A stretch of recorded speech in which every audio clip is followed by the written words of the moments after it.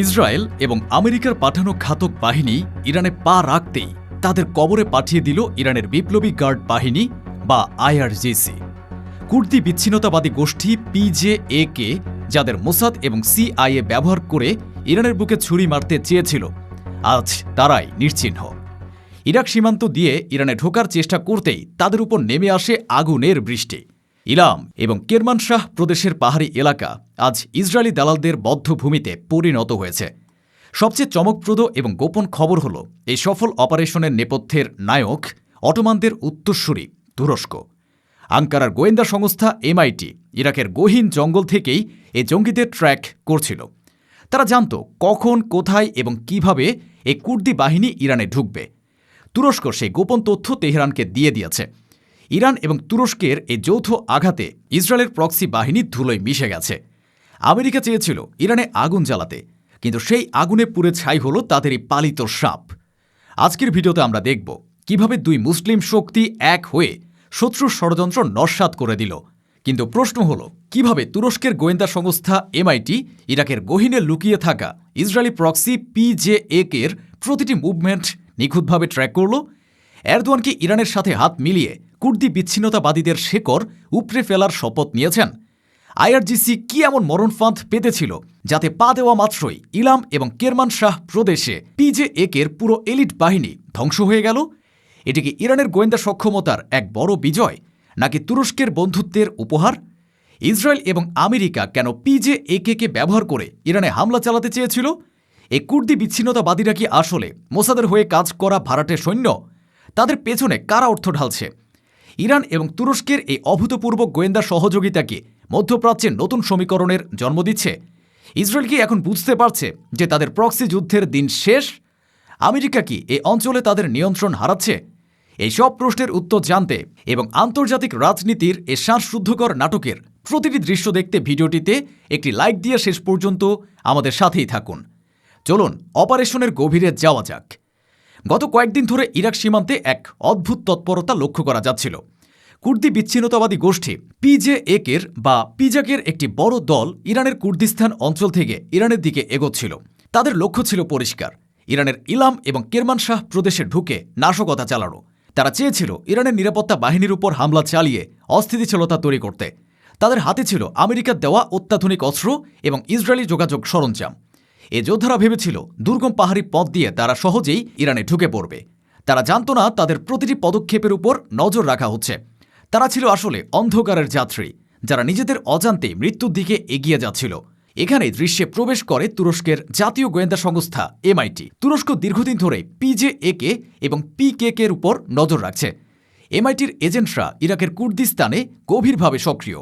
MIT জানতে পারে যে পিজেএকের একটি বড় দল ইরানে অনুপ্রবেশের প্রস্তুতি নিচ্ছে। তারা শুধু জানতই না, তারা এই দলের নেতাদের ফোন কল এবং রেডিও মেসেজও ইন্টারসেপ্ট বা আড়ি পেতে শুনে ফেলে। MIT বুঝতে পারে এটি শুধু ইরানের সমস্যা নয়, পিজেএকে শক্তিশালী হলে তা তুরস্কের জন্যও হুমকি। কারণ পিজেএকে হল তুরস্কের শত্রু পিকেকের ইরানি শাখা।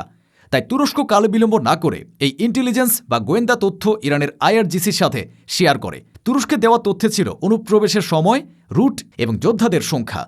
এই তথ্যই ছিল গেম চেঞ্জার। ইরান তখন জানত শত্রু কোন পথে আসছে।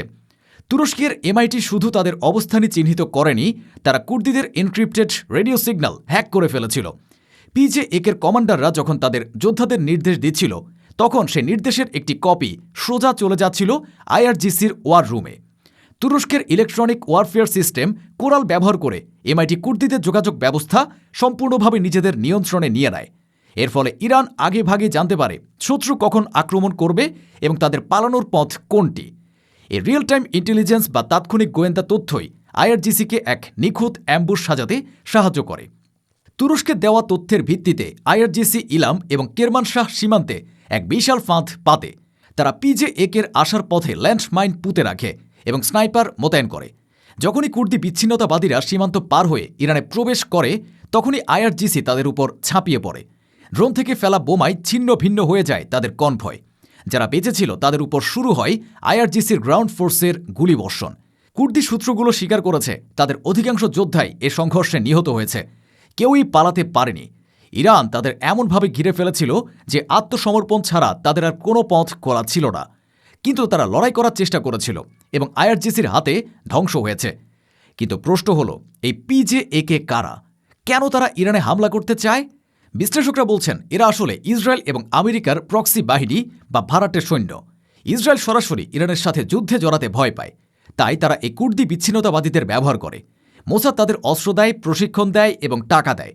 তাদের কাজ হলো ইরানের ভেতরে ঢুকে চোরাগুপ্তা হামলা চালানো, পাইপলাইন উড়িয়ে দেওয়া এবং বিজ্ঞানীদের হত্যা করা। আমেরিকাও এদের সমর্থন দেয়। তারা পিজেএকে মুক্তিযোদ্ধা বলে চালানোর চেষ্টা করে, কিন্তু বাস্তবতা হলো এরা সন্ত্রাসী। এরা নিরীহ মানুষকে হত্যা করে। ইসরায়েল এদের ব্যবহার করে ইরানকে ব্যস্ত রাখতে চায়, যাতে ইরান ফিলিস্তিন বা লেবাননে নজর দিতে না পারে। আজকের এই অপারেশন প্রমাণ করল মোসাদের দাবার গুটিগুলো আর কাজ করছে না। ইরান এবং তুরস্ক মিলে ইসরায়েলের এই কুর্দি কার্ড ছিঁড়ে ফেলেছে। এই ঘটনা ইরান এবং তুরস্কের সম্পর্কের এক নতুন অধ্যায়। দীর্ঘদিন ধরে দুই দেশের মধ্যে কিছু মতপার্থক্য থাকলেও কুর্দি বিচ্ছিন্নতাবাদী প্রশ্নে তারা একাট্টা। তুরস্কের শত্রু পিকেকে এবং ইরানের শত্রু পিজেএকে আসলে একই মুদ্রার এপিঠ ওপিঠ। তারা উভয় দেশকেই ভাঙতে চায়, আর এদের পেছনে আছে ইসরায়েল। তাই ইরান এবং তুরস্ক বুঝতে পেরেছে তাদের শত্রু এক। এমআইটি এবং আইআরজিসির এ সহযোগিতা প্রমাণ করে দুই দেশ এখন নিরাপত্তা ইস্যুতে একে অপরের উপর কতটা নির্ভরশীল। তুরস্কের তথ্য আর ইরানের অ্যাকশন, এই কম্বিনেশন ইসরায়েলের জন্য এক দুঃস্বপ্ন। এরদোয়ান জানেন ইরান সুরক্ষিত থাকলে তুরস্ক নিরাপদ। আবার ইরান জানে তুরস্কের সাহায্য ছাড়া সীমান্তের শান্তি ফেরানো কঠিন। এই পারস্পরিক বোঝাপড়াই আজ ইসরায়েলের ষড়যন্ত্র নস্যাৎ করে দিয়েছে। এই অপারেশনের রেস ধরে তুরস্কের বিমান বাহিনীও ইরাকের ভেতরে পিজেএকের পেছনের ঘাঁটিগুলোতে বা রিয়ার বেসগুলোতেও ব্যাপক বোমাবর্ষণ করেছে। ইরান যখন সীমান্তে তাদের মারছিল, তখন তুরস্ক তাদের পালানোর পথ বন্ধ করে দিচ্ছিল। এই দ্বিমুখী আক্রমণে ইসরায়েলের সাজানো পুরো নেটওয়ার্কটি ধসে পড়েছে। আমেরিকা এই পিজেএকে যোদ্ধাদের অনেক আশা নিয়ে পাঠিয়েছিল। তারা ভেবেছিল এরা ইরানে ঢুকে বড় কোনো অঘটন ঘটাবে, কিন্তু সিআইএর সেই পরিকল্পনা এখন ইরানের পাহাড়ে লাশ হয়ে পড়ে আছে। আমেরিকা তাদের প্রক্সি বাহিনীকে বাঁচাতে পারেনি। তারা না দিতে পেরেছে গোয়েন্দা তথ্য, না দিতে পেরেছে এয়ার সাপোর্ট। এটি সিআইএর জন্য এক বড় ব্যর্থতা। অন্যদিকে তুরস্ক, যারা ন্যাটোর সদস্য এবং আমেরিকার মিত্র, তারা আমেরিকার প্রক্সিদের বিরুদ্ধেই ইরানকে সাহায্য করেছে। এটি আমেরিকার গালে এক বড় চপেট আঘাত। আমেরিকা এখন বুঝতে পারছে তুরস্ক আর তাদের অন্ধ অনুগত নয়। আঙ্কারা এখন নিজেদের স্বার্থ এবং প্রতিবেশী দেশের স্বার্থকেই বড় করে দেখছে।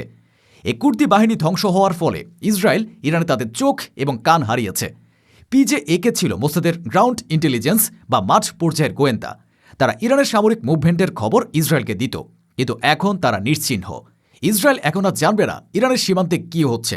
তাদের গোয়েন্দা নেটওয়ার্কে এক বিশাল গর্ত তৈরি হয়েছে। নেতানিয়াহু ভেবেছিলেন কুর্দিদের দিয়ে ইরানকে রক্তাক্ত করবেন, কিন্তু এখন দেখছেন ইরান এবং তুরস্ক মিলে তার সেই স্বপ্নকে চুরমার করে দিয়েছে। ইসরায়েল এখন বুঝতে পারছে মধ্যপ্রাচ্যে তাদের ষড়যন্ত্রের জাল আর টিকছে না। প্রিয় দর্শক, তুরস্ক এবং ইরান আজ প্রমাণ করল মুসলিম দেশগুলো এক হলে ইসরায়েল বা আমেরিকার কোনো ষড়যন্ত্রই টিকবে না। কুর্দিরা ভেবেছিল তারা পশ্চিমাদের মদদে ইরান দখল করবে, কিন্তু তারা এখন ইরানের মাটিতে সার হয়ে গেছে। মোসাদের ব্লুপ্রিন্ট এখন ডাস্টবিনে।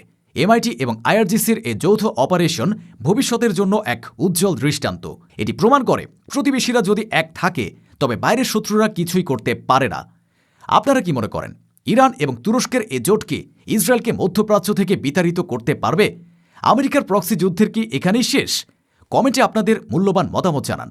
ভিডিওটি ভালো লাগলে লাইক দিন এবং শেয়ার করে বিশ্বকে জানিয়ে দিন এই ঐতিহাসিক বিজয়ের কথা। দেখা হবে পরবর্তী ভিডিওতে। ধন্যবাদ।